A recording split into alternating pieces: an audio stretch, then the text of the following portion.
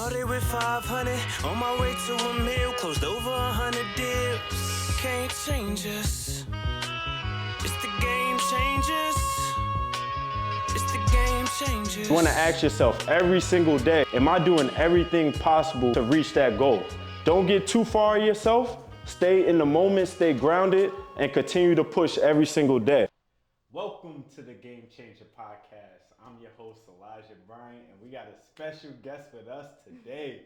We got Olivia. Hey. How you doing? Good, how are you? Welcome. So this is your first podcast on EDB, so Yeah. we're going to start it from this. Where you from? And let's talk about your upbringing. Okay, well, I'm Olivia Carbe. I'm actually from a small town called Toledo, Ohio, which I call the trenches. I come from nothing. I come from poverty, family background. Nobody really goes to college, so I was one of the first generation to go to college, pay for my own college, and So when you say the trenches, real quick, let's backtrack, because I'm from New York, right? Okay, So I yeah. think of trenches like buildings, things like that, project buildings. So what you mean by that? Well, Toledo, Ohio, it's like where I come from East Toledo, which is like a very poor area in the city. Okay. So my family, we didn't come from a lot. We come from nothing. Hold on. Wait, I'm like trying not to go into too personal detail. Nah, you're good. So like, Cut that out. in terms of like lessons that you learned from that, is there any like significant lessons that you learned? Oh, I've learned a lot of lessons. You know, coming from nothing. There's times where I've been homeless. I've been behind bars. I've been in trouble. I came from a toxic environment, and when you're in a toxic environment, that's all you know at the time. And so I was able to pull myself out of that environment, pick myself up, and like, enough is enough. I don't want to be here no more. I want to be different. I want to break general curses, the cycle, and everything. So after I finished college, I seeked out an opportunity in Florida, and I picked up and moved. Did you do it by yourself? I did it with an ex at the time, and we just packed up, left. You know, that was 4 years ago. Not with that person anymore. Now, when you say opportunity, was it like a job lined up? Was it like you heard something about something? Like, what was the opportunity? It was a job. So, like I said, I paid for my own college. I had 3 different jobs at the time. I was so excited to get out of my hometown, and my goal was to seek an opportunity outside of Toledo. So I stumbled upon an opportunity in Florida, and I got into the James Ailey Veterans Hospital, which is a polytrauma unit, which is a traumatic brain injury unit for veterans. So I work with people with multiple disabilities. I create treatment plans, protocols, like in a therapy setting. So that was my cup of tea. It was my dream job at the time. And so after I finished, I packed up, moved, took the opportunity, but COVID happened. During COVID, you were in full PPE. I was not in a good spot that time. I was ending like an 8-year relationship. Going in, knowing that I was going to be in full PPE, no one knew what the hospital setting and health lifestyle was going to look like. So when you're about to sign that contract with the government, one, it was low salary. I wasn't going to be able to support myself, the lifestyle, coming out of a relationship, going to be on my own in a city with no family, no friends. I was like, is this what I really want to do? I kept getting shot up with vaccines, and I kept getting sick. So I had to sit back and say, am I going to be the sick helping the sick and follow my dream job and passion?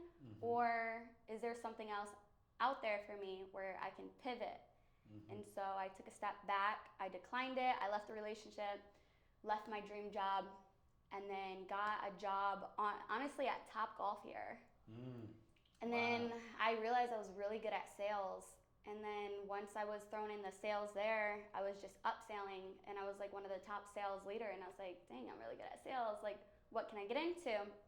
And the reason why I got into real estate is because my big cousin, who's like my big brother, Donovan Ruffin, he's like Shout out to you, Donovan. Love you, Donovan.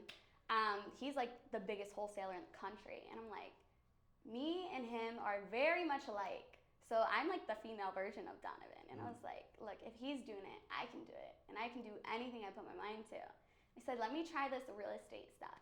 So went from healthcare, pivoted to real estate, started networking. Then I found my people. And when you find your people, they'll kind of like take you under your under their wing and mentor you. And so I was thrown in the realtor world. And then so that's how you started with real estate. Yeah. You got your license first. I got my real estate license, felt out the agent world, and it was like so competitive, negative, and nasty. And I'm like, yo, that's not me. I'm a competitive person, but nobody wants to collaborate. Like, it's hard to like find good people, someone to learn from. So I started off with a small group, got my basic training, and then Donnie actually came in to Tampa through an event, and then had some people on a panel, and I just connected with them. And then one of them ended up being my mentor, one of them ended up being my broker, and then they were my people. And then I went from the agent world straight into the investor world. Yep. And so that's when I first bought my first property. I wanted a mentor, and I'm like, look, I like to bring value to people. So my ultimate goal every day is, how can I add value to someone else's life? I'm new to this. I have nothing to offer, but how can I bring you value? And so what I did was, he was buying houses, and he was wholesaling too. And this is like, your mentor at the time? Yeah, this was like my first experience. Okay. And so he was like, get in the investor world and just start flipping. I'm like, okay, what are the steps I need to take? So he told me the steps, and then he came across the property, and he was like, I'm looking to dispo this house, but no one wants it. Like, do you want it? And I was thinking, I was like, oh my gosh, this is a perfect opportunity for me to get into flipping houses. And so what I did, I was like, yes. He was like, okay, I need 200 grand in 48 hours. I'm like, oh, fuck, this is putting me to the test. This is like throwing me in the deep end. I'm like, okay. I was like thinking of who I knew and whatnot. I was like, okay, give me 24 hours and I'll come up with the money. Well, I put together a meeting like 5 minutes later, and then I ended up meeting with someone in 2 hours. I'm like, look, I have this opportunity. I need 200 grand in the next 48 hours. And then the number one thing that gets you in this world is trust. Trust sells. And so he was like, yeah, I got you. Sounds good. And so I called my mentor. I was like, within 2 hours of him giving me the 48-hour notice to close the deal, I was like, look, I can give you a $30,000 assignment fee, and I can purchase the house. I have the full purchase price, and I'll be getting rehab costs. He was like, are you serious? I was like, yes. Like, I'm dead serious. Like, this is happening. Let's go. So that was the start. And it went through too? Yeah, it went through. Wow. So in 2 hours, I had 200 grand wired to me. Wow. Yeah, and then I was able to give my mentor a $30,000 assignment fee, and I also had my first property. Yeah, I know. He loved you after that. Yeah, so, and then after that, this was like 2 years ago, and I've been up ever since. Like, I'm a fast learner. That's a great way to start too. Right. And, and you was very resourceful. Like, I'm quick to think. Like, you contacted the right person. They sent the bread. I mean, you pitched it first. You got to show them the deal. They sent you the bread, and you got it done. So, like, after that, what was, like, your next steps after that? Because I know you hyped. You just got your first deal. How much did you make on that deal? That one, I still have equity in it, so I still have that property. Oh, you still got it. Yeah, okay. So there is over $200,000 in equity in that one. Nice, nice. Yeah. Wow. Once I learned the investment world and how much more money you can make wholesaling, buying properties, flipping properties, it was way more than agents. So I left that world. And I remember someone telling me, like, no, don't do it. You're not ready. You can't do it. And if you tell me I can't do something, it makes you want to do it more. 12 out of 10 times I'm doing it. I'm proving you wrong. And, like, let's go. Challenge accepted. I'm ready. Yeah. And that's just something, the fire in me, because my whole life I've been told you can't do it, you're not capable of doing it, et cetera, et cetera. And when you're told that your whole life, you just have this fire in you, and you're just like, I can do it. Like, I need to prove them wrong. Like, let's do it. And my whole life I've been proving people wrong. My family, my friends, exes, like everyone. Yeah. So in terms of, are you still wholesaling or are you just doing fix and flip now? Yeah, so I realized that I'm an organic lead generator. So I don't even have to source out leads. Leads come to me. Right now I focus on portfolios. I sell portfolios. Okay. So when you focus on the bigger deals, you don't really have the time or capacity for the smaller deals. So I hired a personal assistant. I trained her to be a mini me. And right now she's she's almost like a VA and a personal assistant all in one. I trained her to do the wholesaling side. Mm-hmm. And so she does that with me, and I still do JV stuff with everyone nationwide. Nice. Like right now, she also helps bring me leads, and we'll do them 50-50. Can you talk about a deal that you guys like done together? So actually the craziest deal that like just happened is us locking up a property internationally. I have no experience working internationally and no experience working through only Spanish. So she's also my translator. So she speaks fluently. Yeah. But the business world of Spanish, some words are very different. So not only is she learning, but I'm learning, and I do the back end. I'm the brains and the builder behind all the businesses. Yeah. So I'll do the work. I'll handle all the problems because she's giving me problems every day. I'm like, okay, here's a solution. We can do this. We can do that. And she's like, Liv, you're insane, but it works. Let's do it. Yeah, so she contacted them. I remember this was like happening a couple weeks ago. She's like, Liv, I'm nervous. I don't know what to do. And I was like, I'll tell you everything to say. Just put me in it. And then so we secured it, and then they opened up a can of worms. They're like, we really like you two. You guys are very professional.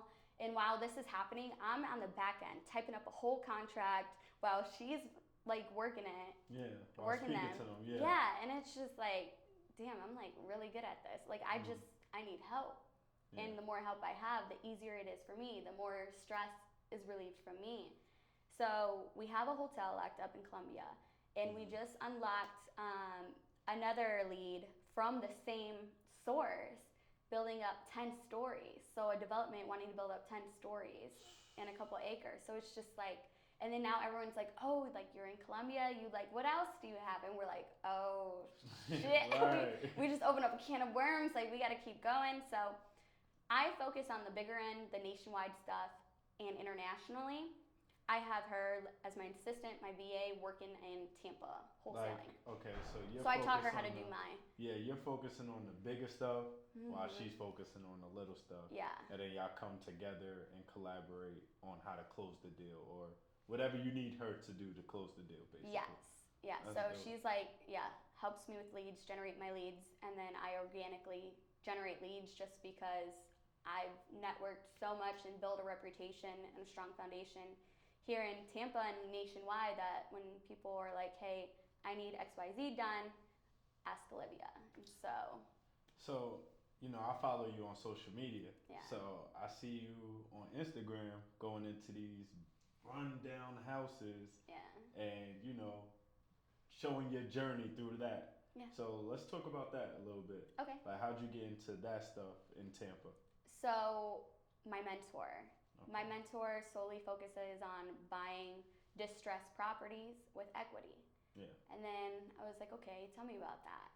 So you go in, these are properties with liens, properties that nobody wants, they're just sitting there. Yeah. The owners don't know what to do with them, and most of the time if they're like in foreclosure or if they have tenants in there that won't vacate or squatters or something, actual home buyers can't go in there and buy it, move in, live in it, because FHA, conventional loans, they don't allow that or loan out for that. The only people that have access to buying those properties are investors, cash buyers, yeah. or hard money lenders. Mm-hmm. So he taught me to look for the most distressed properties in Tampa with the highest equity. And so I started going into these houses, these hoarder houses, these, I don't know, people call them crack houses. Can you tell us a story? Like, I know you have to have a story on one I have of these. so many stories. I mean, there were stories where I went into a crazy property in Plant City, and then the next day I walked out, I got bit by a venomous spider. I was down bad for 3 days. I had to go and get emergency steroid shot. I literally felt my life flashing before my eyes. And I'm like, okay, I have to take more cautious. Yeah. But let's rewind back. The reason why I like exploring these houses, the neglected houses, is because it reminds me of home, believe it or not. I come from the trenches. I lived in these houses. I grew up in houses that were like hoarder houses. Not the nicest houses, the rundown houses, because that's all my family could afford. And I'm Mexican, we all pile up in one house. It's crazy because they're not the safest houses. Like looking at you, I would never expect that. Yeah. Like, yeah. Yeah, I've come a long way, and I have very blessed to have humble beginnings. Like, I know where I came from. I've had nothing. I've been homeless before, you know? And I feel like everything I've done in life, all the actions and steps I take, I've earned it. And people are like, I deserve this, I deserve that. Well, why do you deserve it? What action steps have you taken that you believe you deserved it? I'm a type of person to believe that you earn things in life. You don't deserve it. And if you believe you deserve it, go out there, take the steps, be actionable, and earn it. It's more rewarding earning something than getting stuff handed to you. For sure. Because I've never had anything handed to me. I've had to learn the hard way. And because life was so hard at a very young age for me, I've learned to be adaptable in any environment I live in. And I feel like that's very important. Adaptability and coachability. I'm coachable, and I can adapt in any room or any environment I'm thrown in.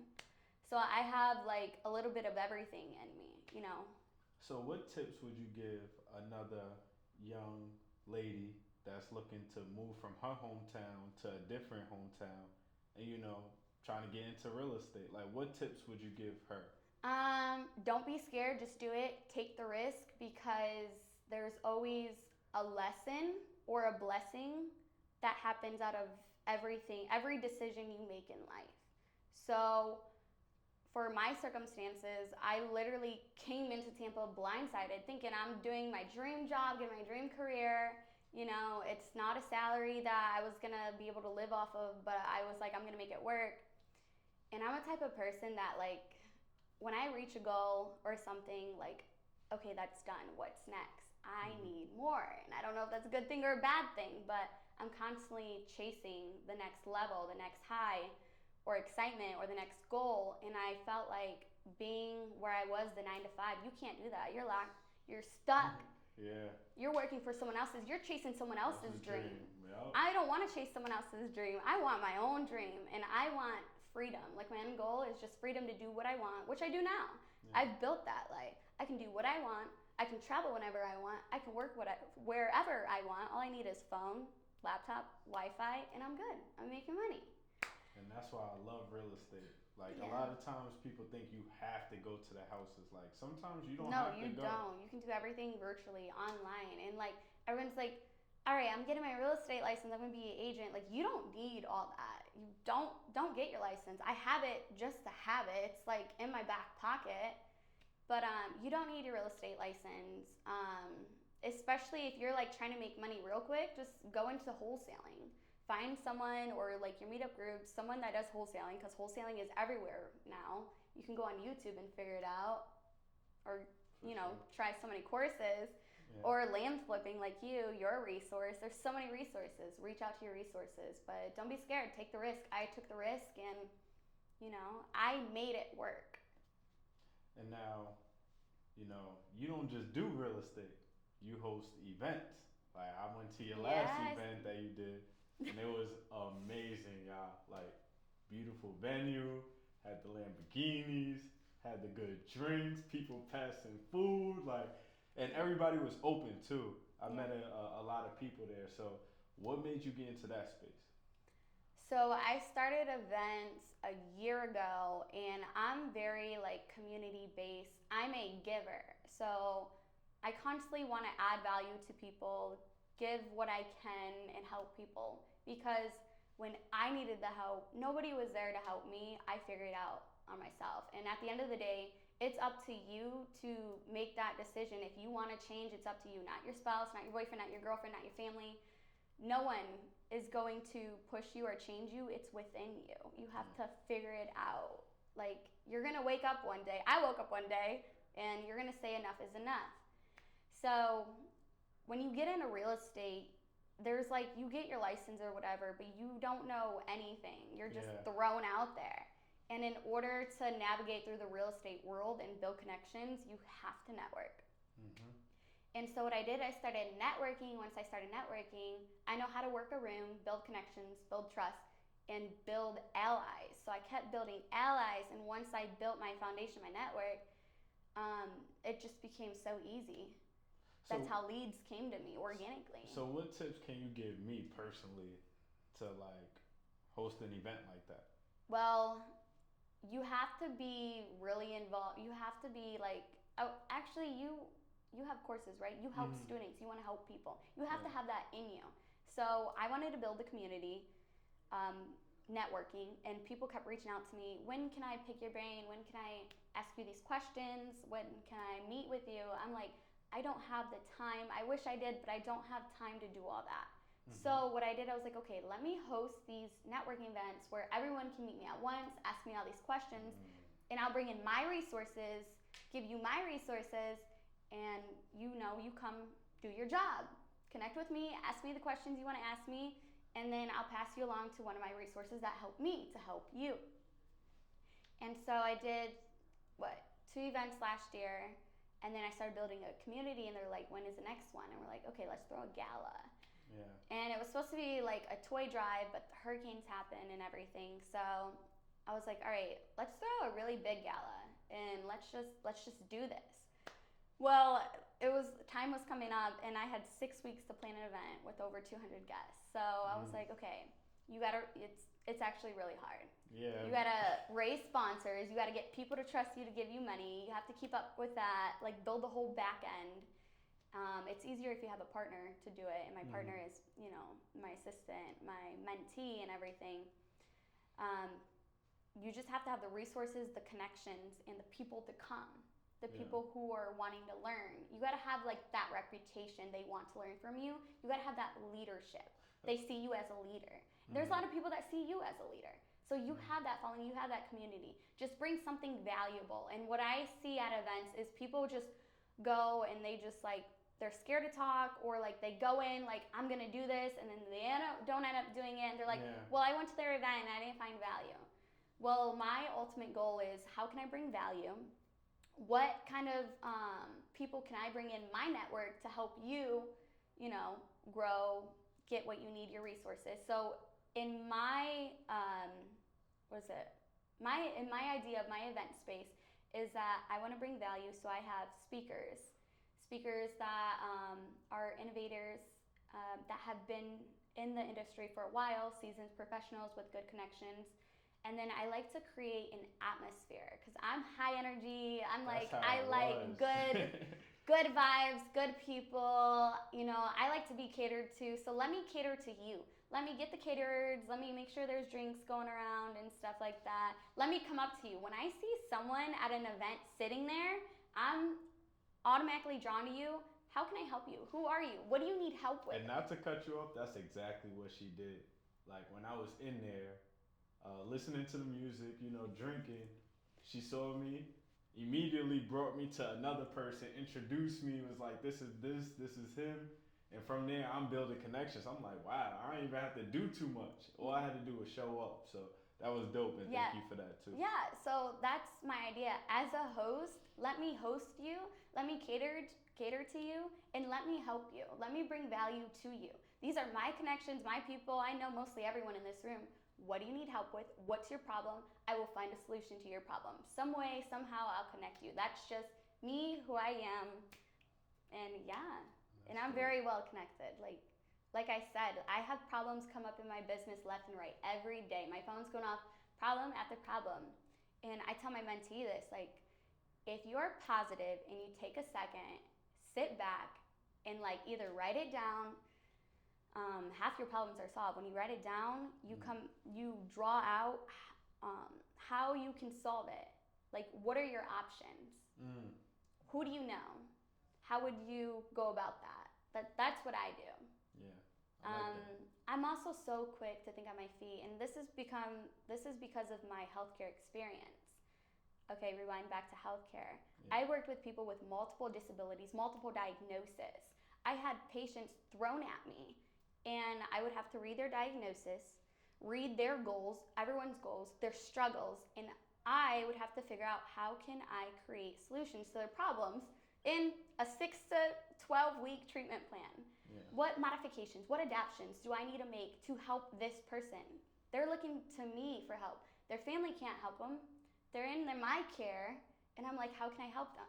So with that experience, with 6 years of experience with that, I just organically, naturally developed that skill set. Yeah. So anytime there's a problem, I'm just so quick to find a solution. That's dope. And that comes with experience. That's just not something, happens overnight. I like that you transmute that skill set from one avenue to the next, and really utilize it. Any last words for the viewers? Like any, tips or game gems that you received that you feel like maybe could help somebody else out? Yeah, I mean, I came into this industry not knowing everything, okay? And I tell everyone this. I was given all the ingredients. I can give someone all the ingredients, all the resources, and it's up to you to bake the cake. And not all the cakes are gonna taste the same, but it's up to you to figure out what ingredients work for your batter, and you bake it and see if it sells, if it works. With me, I was given all the ingredients, all the resources, and it took me a while, but I figured out what works for me, and I baked this really good pastry, and you know what? You start selling. Once you start selling, you make all that money, you take that, and you buy the business. Once you own the bakery, you want to eventually own the whole block. Facts. So what I did is, I took action. I took the risk. I accepted the challenges. I embrace failures. I embrace the lessons because it creates you, makes your armor thicker. It makes you wiser. You learn more. And I'm a person that I love to be challenged. Accept the challenges. Accept the losses, the failures. I guess before we get off, let's talk about that. Losses. Did you take any losses in this game? Yeah, in real estate you take a lot of losses. I mean, I lost probably like 6 figures, but once you make a couple 6 figures and you keep going and you keep going, it's like once you've touched $1 million, it's like, money comes and goes. You lose some, and that's okay. Everyone loses money in real estate. That's just how it works, But you gotta have that hunger and drive. Like, you can go out and make it right away. I mean, the fastest money I ever made was I was like, okay, I need 100 grand in 3 weeks. I end up making like 80 grand in 2 weeks and kept going. I'm like, because you can in real estate. It's so easy to make money. You just gotta be hungry, disciplined, determined, and go out and do it. For sure. So where can the viewers follow you at? You can follow me on Instagram, Olivia Carbet. I need to get in the Instagram and social media world. I need to hire a social media manager because I'm not really good with posting content. But I guess people are saying just go out, tell your story. When people hear you, they can relate and whatnot. And I'm like, okay, so let me do that. And thank you for allowing me to do that. I appreciate that. For sure. So if y'all want the plan on how to flip land, y'all know where to come. Game changer.